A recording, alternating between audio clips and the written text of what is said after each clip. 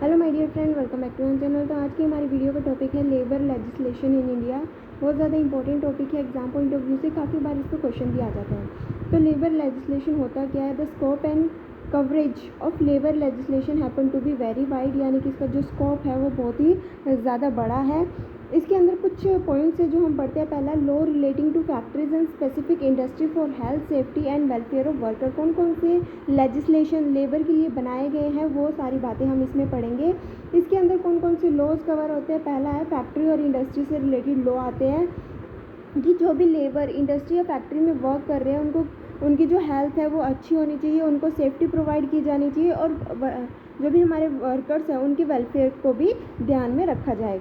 उसके बाद जो सेकंड लॉ आता है लेबर लेजिस्लेशन के अंदर, वो आता है law relating to wages and bonus की। जो भी वर्कर्स काम करते हैं उनको कितने वेजेस या कितना बोनस जो है उनको देना चाहिए। उसके बाद आता है रिलेटिंग टू सोशल सिक्योरिटी। ठीक है, कि जो भी वर्कर्स काम कर रहे हैं, जो भी लेबर हमारी ऑर्गेनाइजेशन में, इंडस्ट्रीज़ में, फैक्ट्रीज़ में, ठीक है, कहीं पे भी काम कर रहे हैं तो उनकी सिक्योरिटी, सोशल सिक्योरिटी उनको मिलनी चाहिए। ठीक है, उसके बाद आता है law relating to trade unions and industrial relationship. ठीक है, तो ये चार लॉ जो है बेसिकली हम पढ़ने वाले हैं अभी आने वाली वीडियोज़ में। ठीक है, तो सबसे पहला आता है हमारा law relating to factory and specific industry. Factory और स्पेसिफिक इंडस्ट्री के रिगार्डिंग कुछ लॉज बनाए गए हैं। इसमें बताया गया है इन लॉ के अंदर कि किस तरीके से हमें अपने लेबर के साथ, अपने वर्कर के साथ ट्रीट करना चाहिए और किस तरीके के वेजेस या किस तरीके की हेल्थी या सेफ्टी इन्वायरमेंट उनको प्रोवाइड करना चाहिए। तो all the manufacturing establishment in India are required to provide for health safety and welfare of workers under the factory act 1948। Factory act 1948 कहता है कि जो भी वर्कर्स, जो भी मैन्युफैक्चरिंग एस्टेब्लिशमेंट है जिनका काम किया प्रोडक्ट्स को मैन्युफैक्चर करना, उस एस्टेब्लिशमेंट में जो भी वर्कर्स, जो भी एम्प्लॉयज़ काम कर रहे हैं उनको अच्छी फैसिलिटी, उनको अच्छी हेल्थ, सेफ्टी और वेलफेयर जो है उनके लिए काम करना चाहिए। This act also cover aspect like working hours, leave with pay and employment of young persons. तो इसके अंदर और क्या क्या चीज़ें आती है कि कितने टाइम पीरियड, कितना टाइम जो है हमारे वर्कर्स काम करेंगे एक दिन में।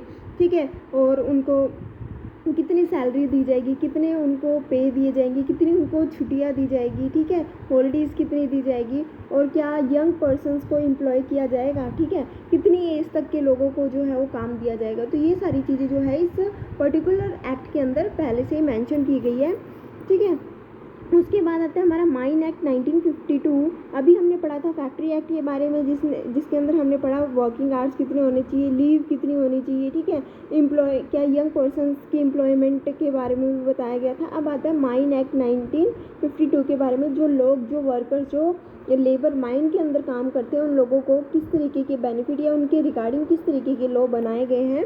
For example, it requires the mine owner to provide for drinking water, first aid for employees as also creches in mines employing women. यानी कि यहाँ पे कहा गया कि जो भी वर्कर्स माइन के अंदर काम कर रहे हैं उनको साफ़ पानी होना चाहिए। ठीक है, अच्छा खासा पानी जो है उनको देना चाहिए पीने के लिए, ड्रिंकिंग वाटर होना चाहिए, उनको फर्स्ट एड जो है वो प्रोवाइड किया जाना चाहिए।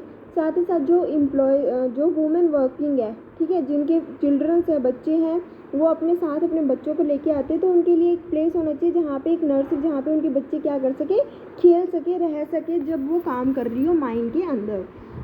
तो ये सारी फैसिलिटी जो है माइन एक्ट के अंदर एम्प्लॉयज़ को प्रोवाइड की जाती है। और एडिशनल फैसिलिटी इसके अलावा और क्या फैसिलिटी प्रोवाइड की जाती है? Such as ambulance room under the charge of a qualified medical practitioner for every mine employing 500 और मोर पर्सन्स।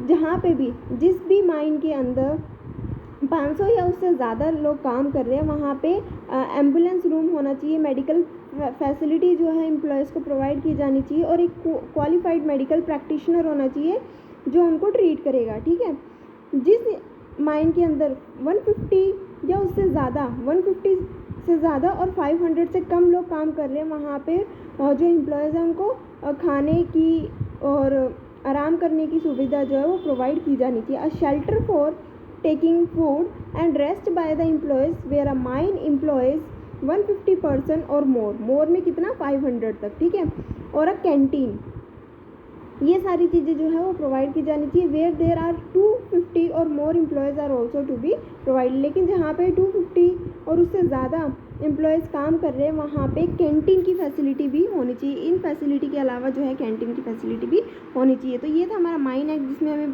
पता चला कि क्या क्या फैसिलिटी जो है वो वर्कर को प्रोवाइड की गई। उसके बाद आता है similarly under the plantation labour act 1961 provision of drinking water conservation, medical facility provide की जानी चाहिए।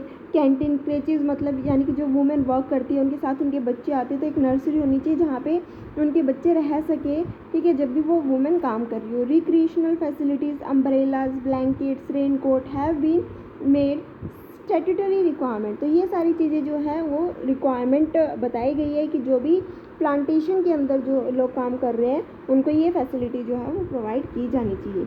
उसके बाद आता है certain welfare amenities outside the work place have also been made obligatory in the case of plantation worker such as housing, education and medical facilities. यानी कि ये फैसिलिटीज़ तो प्रोवाइड की जानी चाहिए।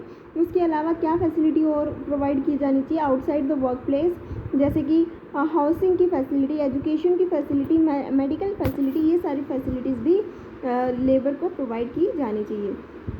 उसके बाद आता है for veg earners employing in shop, commercial establishment. Commercial establishment की अगर हम बात करते हैं तो इंश्योरेंस या बैंकिंग कंपनीज के अंदर जो एम्प्लॉय काम कर रहे हैं, जो शॉप्स पे काम कर रहे हैं, रेस्टोरेंट, थिएटर, सिनेमा, इन जगहों पे जो लोग काम कर रहे हैं उनके बारे में बताया गया। There are state law which provide for rules relating to opening and closing hours, working hours, rest intervals, spread overs, over time rates and weekly holidays. जो लोग शॉप्स में काम कर रहे हैं, जो लोग कमर्शियल इंस्टीट्यूशंस में काम कर रहे हैं, एस्टेब्लिशमेंट में काम कर रहे हैं, जैसे कि इंश्योरेंस कंपनी हो गया, बैंकिंग कंपनी हो गया, रेस्टोरेंट, थिएटर, सिनेमाज, यहाँ पे जो भी वर्कर काम कर रहे हैं उनके लिए भी लॉ बनाया गया।